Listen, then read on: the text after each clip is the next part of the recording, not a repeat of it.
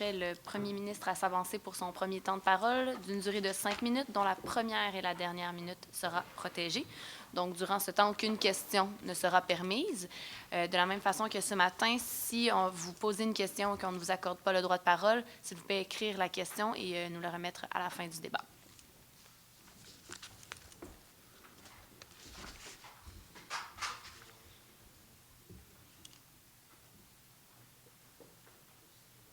On peut-tu commencer?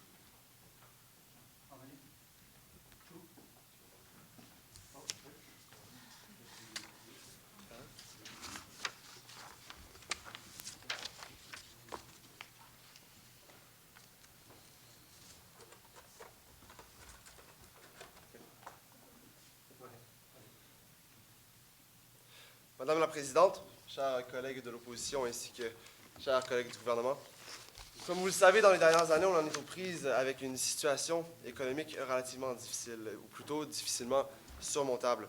On en est conscient au gouvernement. On est aussi conscient que ça touche un des plus gros employeurs de notre pays, de notre nation. On parle, bien entendu, de la fonction publique fédérale.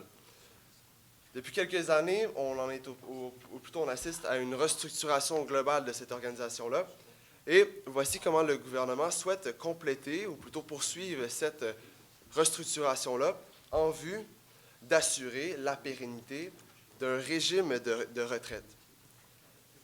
En effet, le gouvernement souhaite ou propose d'éliminer les régimes de retraite à prestations déterminées pour tous les nouveaux employés de la fonction publique, en la remplaçant, bien entendu, par un régime à cotisation déterminée. Donc, je vais vous le redire, on souhaite faire passer le message que le but est d'assurer la pérennité d'un régime de retraite. Mon argumentaire va se diviser en 3 arguments. Le premier va être l'équilibre budgétaire, qui va être accompagné de la sécurité, l'assurance d'un paiement. Le deuxième argument, qui est la prolongation des carrières de nos fonctionnaires. Et mon troisième argument, qui va se nommer l'autogestion du portefeuille. Donc, j'y vais tout de suite de mon premier argument. L'assurance de paiement pour les fonctionnaires, pour le travail que ces fonctionnaires ont fait ou qui vont faire plutôt dans les prochaines années. En effet, en ce moment, ce que le programme propose, c'est que si le gouvernement, ou plutôt l'État, n'est pas capable de payer les fonctionnaires ou les régimes de retraite pour leur fonds de pension, c'est les contribuables qui doivent ajouter de l'argent, encore plus payer pour que le gouvernement puisse transférer cet argent-là dans les régimes de pension.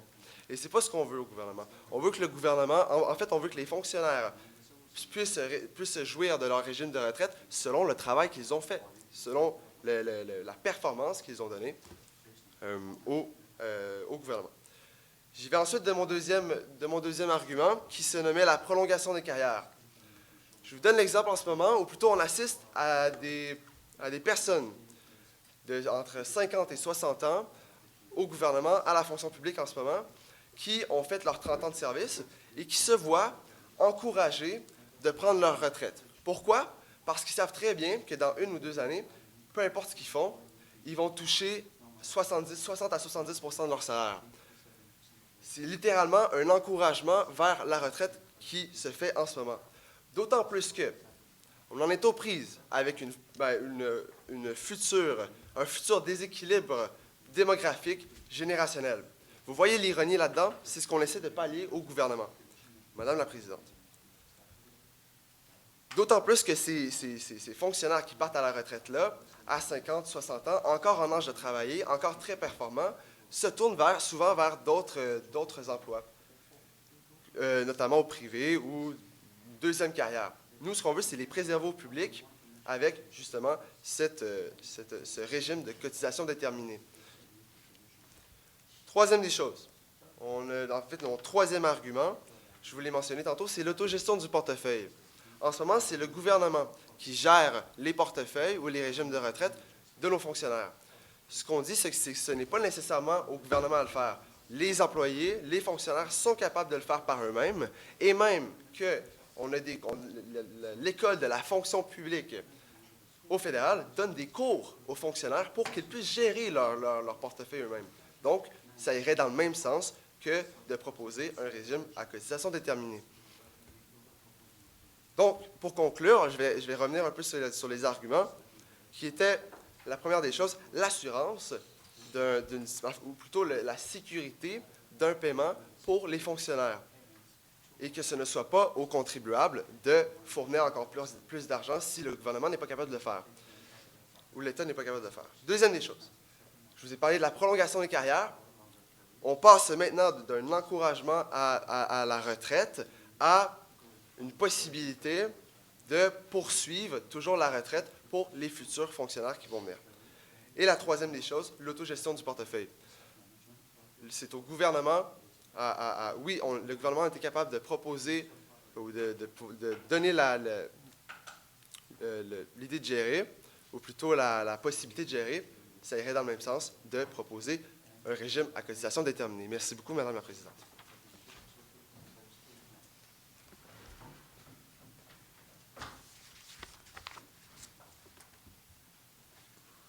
Merci. J'inviterai maintenant le chef de l'opposition à s'avancer pour son premier temps de parole d'une durée de 5 minutes, dont la première et la dernière minute seront protégées.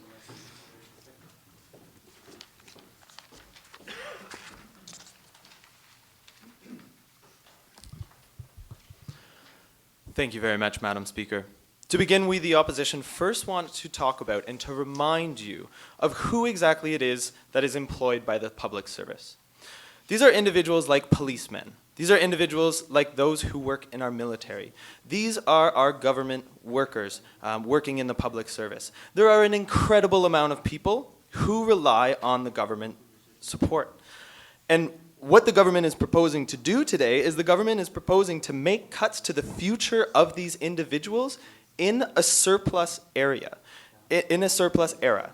This is an alarmist reaction that is not necessary when we are reaching a budgetary surplus. The PM is talking about a slowdown in the economy, but we wish to ask the Prime Minister what slowdown is the government talking about? The government is just about to finally reach a surplus, and we, the opposition, strongly believe that this does not mean economic slowdown.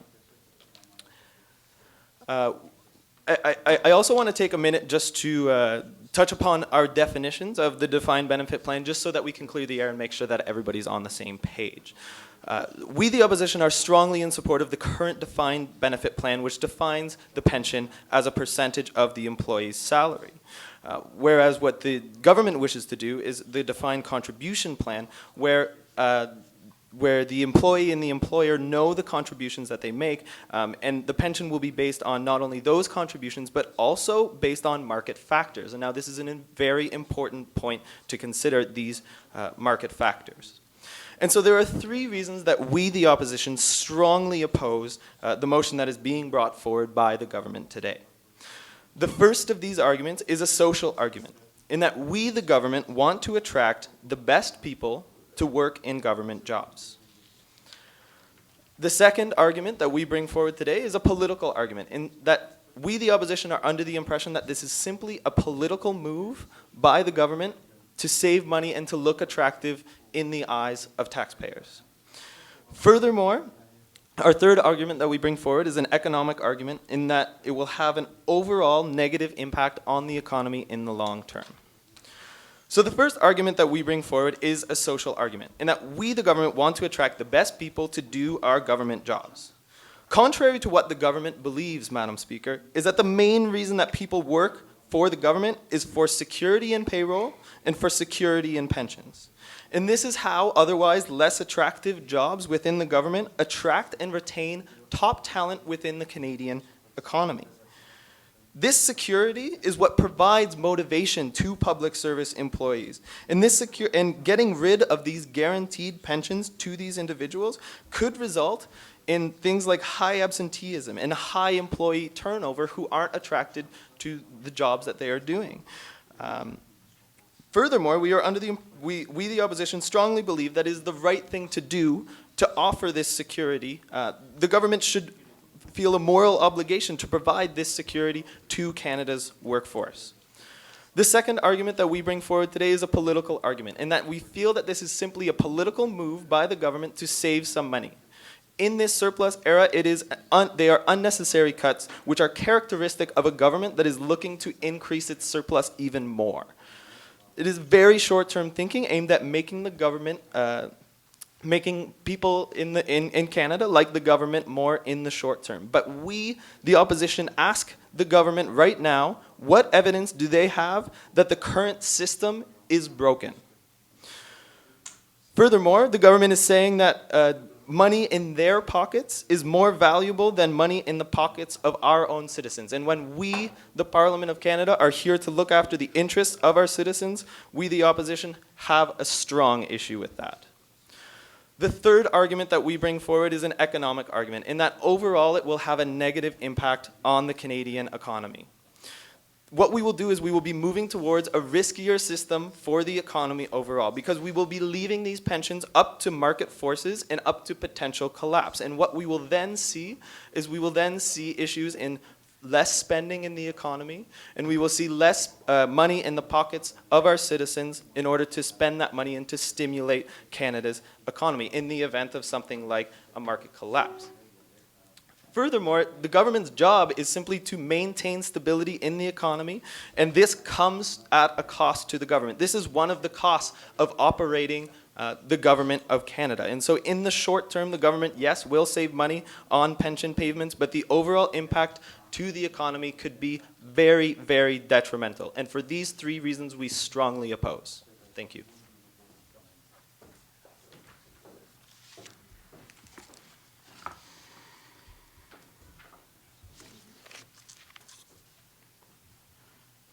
Thank you.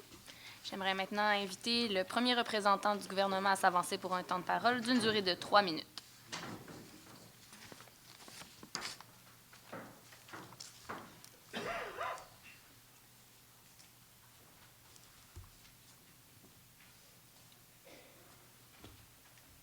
Madame la Présidente, bonjour. Si je suis ici aujourd'hui, c'est pour vous apporter le 4e argument du gouvernement qui repose sur le respect des acquis. Le projet de loi qui est proposé aujourd'hui, nous croyons fortement qu'il est très juste, voire même très équitable, dans le sens où il n'enlève absolument rien à nos employés actuels. On garde notre parole qui a été prise dans le passé et on n'enlève pas les régimes de retraite qui avaient déjà été prévus. Il n'y a aucun revirement de situation qui place les fonctionnaires actuels dans une situation précaire et donc ce n'est pas une surprise pour personne actuellement impliquée. Notre rôle au gouvernement, c'est toujours de regarder vers l'avant en essayant de prendre les meilleures décisions possibles, tout en respectant les engagements qui ont été pris précédemment. C'est exactement ce qu'on essaie de faire aujourd'hui avec le projet de loi qu'on vous propose. On ne veut pas placer nos employés dans une situation difficile ou encore les mettre en danger financièrement. Pourtant, ça semble avoir été mal compris à l'opposition parce qu'il n'y a pas de coupure dans les régimes de retraite qui sont actuellement commencés. Je vais aussi peut-être faire une petite mise en contexte. Dans la société actuelle, on a affaire à un phénomène de pyramide inversée, ce qui signifie que le vieillissement de la population fait qu'il y a beaucoup plus de gens qui sont sur le point de prendre leur retraite que de personnes qui rentrent sur le marché du travail. Donc, on a beaucoup plus de personnes qui ont besoin de leur régime de retraite, donc dans lesquels il faut investir des fonds, que de personnes qui viennent sur le marché du travail et qui gagnent leur salaire de leur travail. En plus de tout ça, les nouveaux employés ils vont être avisés d'avance, avant de débuter leur carrière, des nouvelles modalités des régimes de retraite. Ce qui fait qu'ils vont avoir le temps de planifier leur retraite à cotisation déterminée. Mon ministre a parlé de l'autogestion du portefeuille. C'est important de considérer qu'on a des mesures qui sont en place au gouvernement qui aident nos employés à planifier leur retraite et ainsi être en mesure d'avoir les meilleures conditions possibles une fois qu'ils vont avoir terminé leur carrière. C'est important de comprendre que ce qu'on essaie de faire aujourd'hui, ce n'est pas d'abandonner nos fonctionnaires. On continue à les aider, on continue à les supporter, juste d'une manière différente pour assurer la pérennité des régimes de retraite. On veut être capable d'assurer une équité générationnelle, puis d'aider les futurs employés qui vont venir travailler au sein de la fonction publique. Donc, Madame la Présidente, pour une question d'équilibre budgétaire dont on vous a parlé précédemment, pour le rendement amélioré, donc pour inciter nos fonctionnaires à toujours continuer à s'améliorer et pour l'autogestion du portefeuille, ainsi que pour le point que je viens de vous apporter, qui est le respect des acquis, nous croyons que le projet de loi n'a aucune raison de ne pas être adopté aujourd'hui. Merci beaucoup.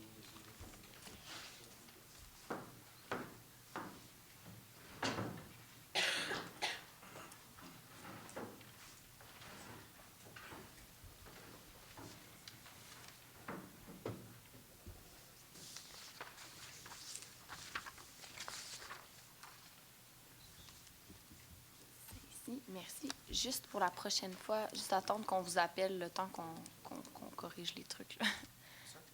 Just next time. No, just okay, just because we're like writing down. So. Donc, maintenant, vous pouvez vous avancer une période de 3 minutes. Madam Speaker, thank you very much. Madam Speaker, in front of us this afternoon, we have a very classic example of, if it isn't broke, don't fix it.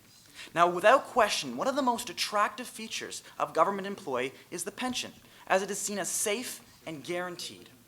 Now, through this safety and this stability, we are able to attract the best and the brightest. But today, the government has decided to cut this attractive feature in order to protect their bottom line. Put differently, Madam Speaker, they're willing to save a few dollars at the expense of the future pensioner. Madam Speaker, we do not think this is right.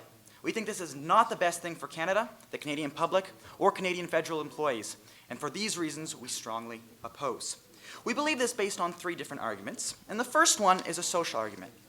Now, without a doubt, the current government pension is exceptionally attractive, as it is very stable and very safe. Now, the government is worried about older employees leaving early on. But without one of our best-selling features, this very secure, stable pension, how are we going to attract them in the first place?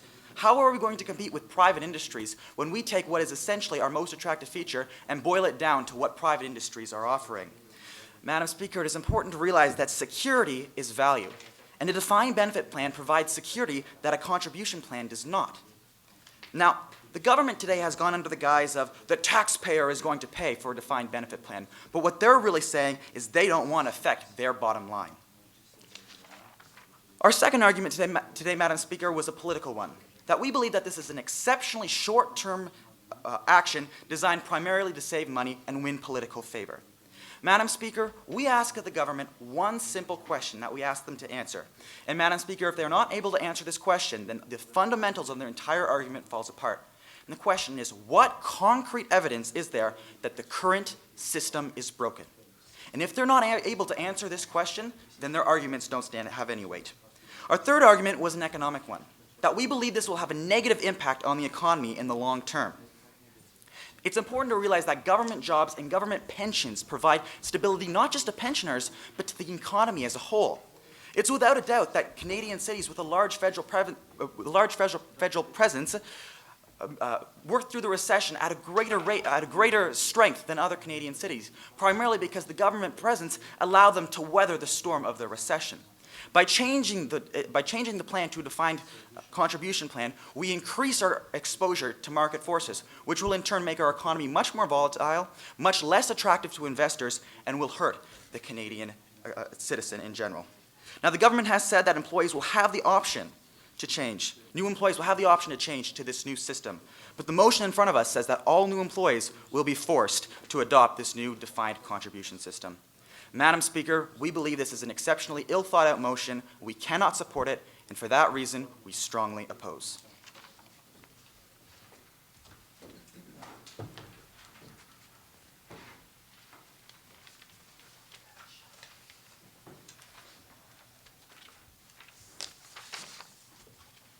Thank you. J'aimerais maintenant inviter le second représentant du gouvernement à s'avancer pour un temps de parole d'une durée de 4 minutes.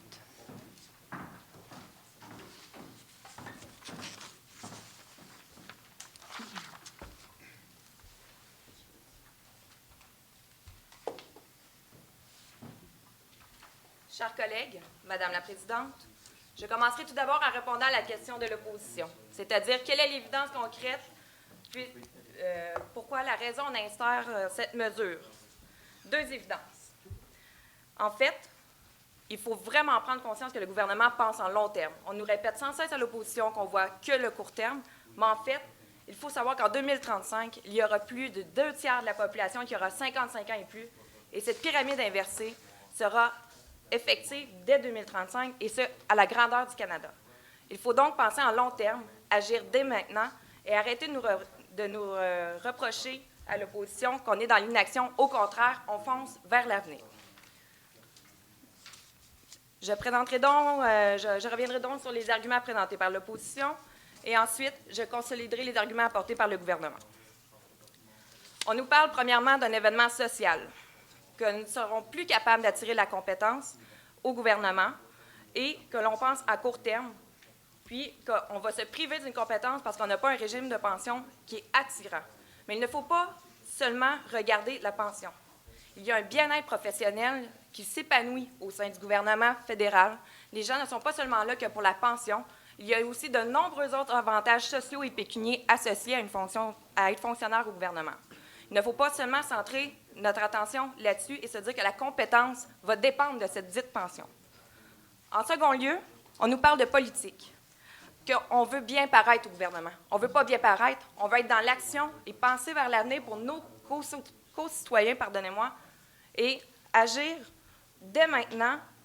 Et ce n'est pas une question de paraître, c'est une question d'action. On nous parle sans cesse de court terme, alors que toutes les données démographiques qui sortent à ce jour valident le fait que la pyramide sera inversée dans les prochaines années et que la population se fait vieillissante et la main-d'œuvre également. Donc ensuite, on nous parle d'un événement économique, qu'on veut faire des économies sur le court terme. Eh bien non, ce n'est pas une question d'économie, c'est une question de respecter les paroles qu'on a prises avec nos anciens fonctionnaires, puis aussi d'être capable de tenir dans le long terme pour ne pas attribuer un fardeau fiscal à tous les autres contribuables du Canada. Pour revenir sur ce qui a été dit au gouvernement, c'est-à-dire l'équilibre budgétaire, la sécurité du paiement, pour nous, c'est vraiment une priorité d'assurer le paiement à long terme, de respecter nos engagements et de réussir aussi à parfaire la restructuration qui est maintenant en place au gouvernement. En second lieu, on veut garder la compétence distinctive chez nous. Les compagnies privées sont friands de cette compétence-là.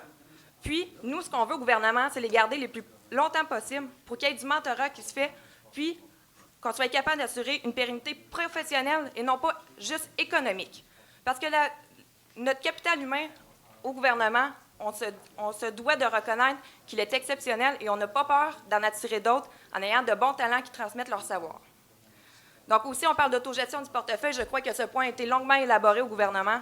Ils sont accompagnés dans un processus. Ce sont des gens responsables, formés, compétents pour gérer leurs économies. Et on n'a pas à s'ingérer dans les finances personnelles, mais on les accompagne là-dedans. On ne les abandonne pas, on les aide, on les forme. Et après ça, on leur laisse le libre choix et on a quand même une cotisation qui est en vigueur. Aussi, un des points les plus importants, c'est bien sûr le respect des acquis. Le respect de nos promesses au gouvernement. On fait preuve de transparence. Il n'y aura aucune surprise puisque cette motion concerne les nouveaux employés. Donc, pour toutes ces raisons, Madame la Présidente, je crois qu'il est évident qu'au gouvernement, on supporte la motion qui est apportée aujourd'hui, puis on est vraiment fiers de l'amener, puis on la supporte. On la supporte dans l'avenir, puis on a vraiment une vision de long terme. Et on regarde vers l'horizon, jamais en arrière. Merci, Madame la Présidente.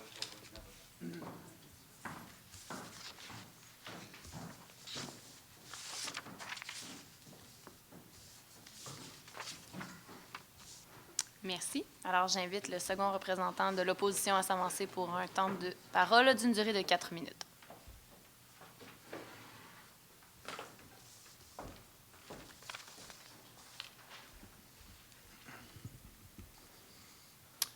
Madame la Présidente, merci. L'élimination des régimes à prestations déterminées pour les changer pour à cotisation déterminée, une motion dont on aurait pu aujourd'hui se passer. J'ai entendu parler par le gouvernement d'une situation difficile dans laquelle l'économie canadienne est. Et c'est étrange car on a prévu pour l'exercice financier 2015-2016 des surplus de hauteur de 2 milliards. Donc ici, il y a quelque chose qui cloche. Puis, en fait, tout cloche dans leur argumentation. Je vais commencer par réfuter ce qui m'a été dit précédemment. Le gouvernement veut, et je le cite, « assurer la pérennité de l'économie du pays ».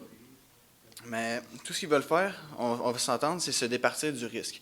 La différence entre le régime à cotisation déterminée et prestation déterminée, c'est le transfert du risque de l'employeur vers l'employé. Donc, c'est ça qui a été caché sous la motion, c'est que, bon, le gouvernement veut fournir de l'assurance, veut fournir de la sécurité à ses employés et leur liberté d'investissement, mais en fait, ce qu'il leur propose, ce n'est que de gérer leur propre argent et d'assumer le risque à leur place. Donc ça, c'est vraiment l'anguille sous roche majeure. Ça, c'est la finance 101, évidemment.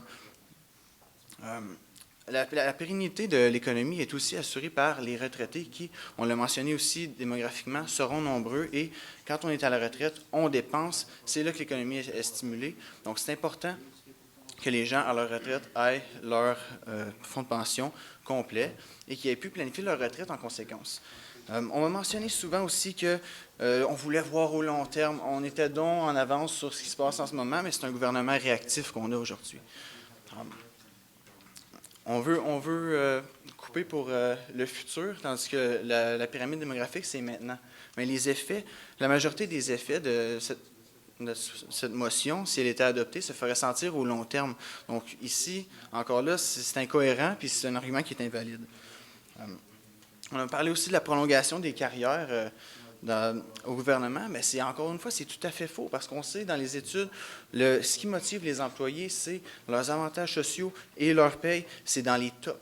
Donc, d'aller couper ça, ce qui va arriver, c'est que non seulement les employés ne vont pas aller à la retraite aussi rapidement, mais ils vont seulement quitter pour faute de motivation. Le bonbon à la fin il est vraiment moins intéressant avec la motion qui nous est proposée aujourd'hui. Ensuite de ça, ce qui est très coûteux aussi, c'est le taux de roulement des employés au gouvernement. Puis ça, encore une fois, cette motion-là, c'est ça que ça va venir créer. Ça va faire plus de roulement, donc plus de coûts. Et ça, c'est des coupures qu'on a oublié de considérer du côté du gouvernement.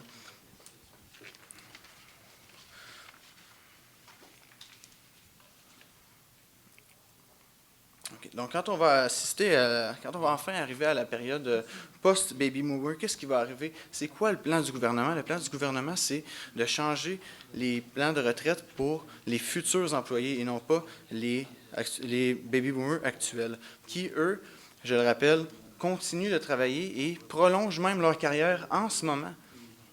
Donc, le fait de vouloir changer le fonctionnement des fonds de pension, c'est vraiment pas la solution pour régler ce problème-là.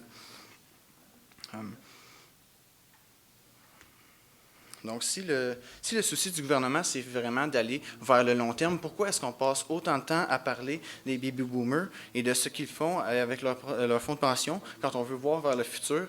C'est ce qu'on voit encore du gouvernement, c'est un manque de cohérence et en fait, tout à fait une vision à court terme qui est très limitée. Donc, pour ces raisons, aujourd'hui, Madame la Présidente, nous opposons.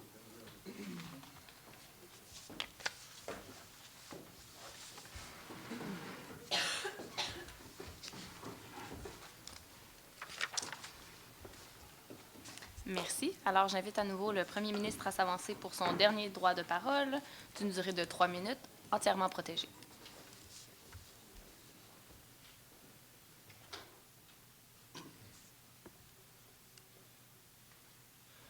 Merci beaucoup, Madame la Présidente. Il y a certains points sur lesquels je vais revenir parce que visiblement, il y a certaines choses que l'opposition ne semble pas avoir compris.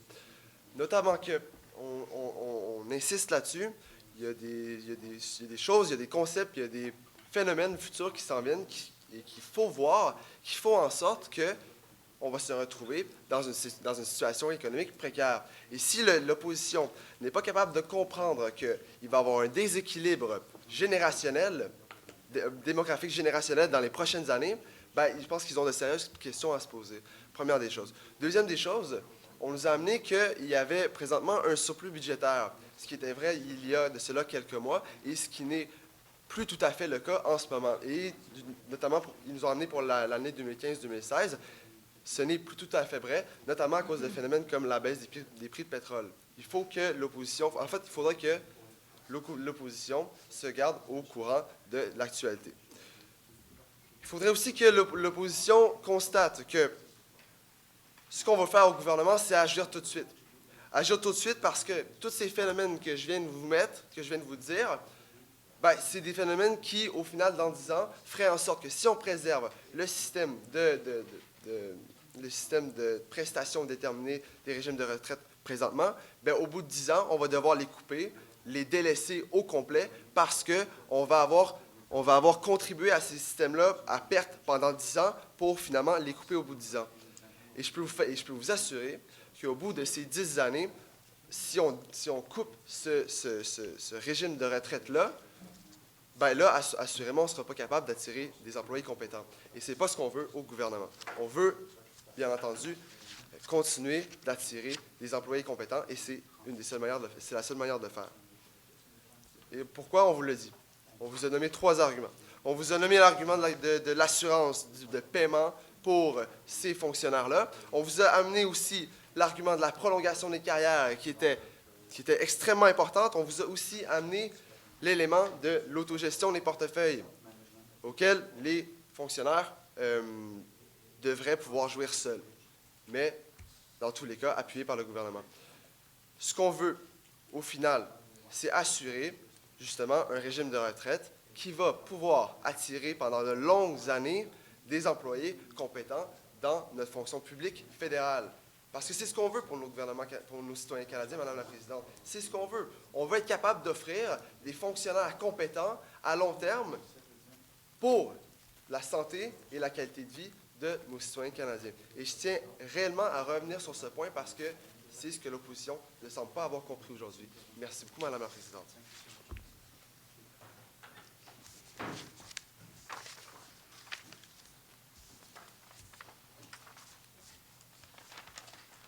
Merci.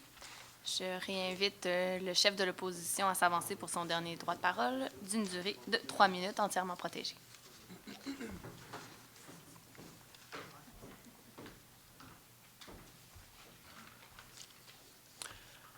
Thank you very much, Madam Speaker.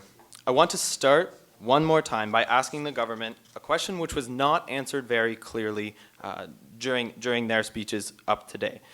In that, what evidence is there that the current defined benefit system is not an effective system? What the government said is that they said that they're looking to the long term, but the short term, but the short term thinking of the motion that we, the opposition, have pointed out to you today is entirely contrary to what they claim. The next question that I want to bring up for the government is what imbalance in the demographics are they talking about? We do understand, yes, that there are more baby boomers than people who will be entering the workforce now. But why is this relevant? The baby boomers will still be earning their defined benefit plans as the government said. But what we will see is that we will see fewer government workers in the younger people who are out there. This means that in the long term, as we, the opposition, have been stressing, there will also be fewer people to pay pensions for. It's not like we're going to be paying for pensions of a huge demographic like the baby boomers. We're going to be paying for pensions for a smaller demographic who will pay for those pensions ahead of time using the proven defined benefit system that has always worked for generations as they moved in age and in the workforce. Madam Speaker, there were 3 arguments that we, the opposition, brought forward today that I just want to remind you of very quickly. The first of which was a social argument, in that we will be making the government jobs less attractive to the country's top talent. We want to remind you that the stability of these pensions is what attracts people to the public service. And now what the government says is that new employees will be alerted of the change ahead of time. And what we strongly believe is that with this alerting them ahead of time, we won't see any new employees to alert at all. The second argument that we brought forward today was a political argument, in that this is simply a political move by the government that is interested in protecting the government's bottom line. The government keeps talking about all ages and a reverse pyramid and doesn't seem to understand the relevance where we are concerned today and where we are concerned with these new and these young employees. And as I said, these employees will pay for their pensions ahead of time in a model that has worked in the past. The third argument that we, the opposition, brought forward today is an economic argument, in that this is a risky pension model that is entirely dependent on market forces and entirely susceptible to a market crash. And so if we want the stability that the government themselves have claimed to want as well, then we need to guarantee these individuals that stability through the defined benefit plan. Madam Speaker, I want to take one quick second to remind you of the policemen, to remind you of these military individuals, and remind you of these department workers who rely on the security of their government pensions for their livelihood. And because of these people and because of these reasons we brought forward today, we strongly oppose. Thank you.